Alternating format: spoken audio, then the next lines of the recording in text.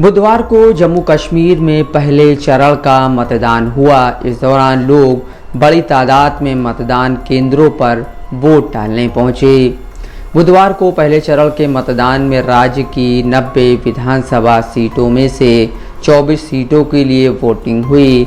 इनमें कश्मीर की 16 और जम्मू की 8 सीटें शामिल हैं।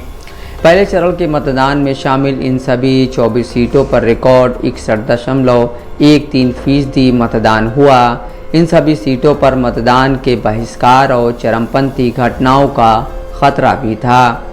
जम्मू कश्मीर के मुख्य निर्वाचन अधिकारी पांडुरंग के पोल ने कहा, ज़मीनी हालात में सुधार आया है और मतदाताओं की सुरक्षा भी पुख्ता हुई है। लोगों को भी यह समझ आ गया है कि शांति और विकास के लिए मतदान ज़रूरी है। यही वजह है कि मतदान में बढ़ोतरी हुई है।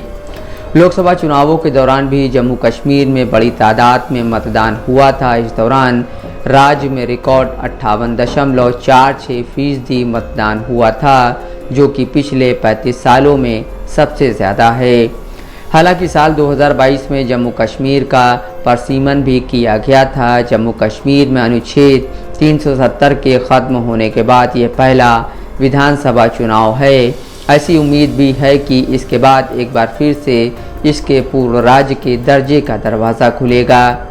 कुलगाम में वोटिंग के बाद एक सरकारी कर्मचारी ने कहा, वैसे तो मैं चुनावों का बहिष्कार करता था, लेकिन इस बार मैंने वोटिंग में हिस्सा लेने का फैसला किया है क्योंकि यही इस वक्त ज़रूरी है। हमें ईमानदार लोगों की ज़रूरत है जो हमारा प्रतिनिधित्व कर सकें, न केवल विकास के लिए बल्कि विधानसभा और पूरे देश में हमारी आवाज़ उठाने के लिए भी।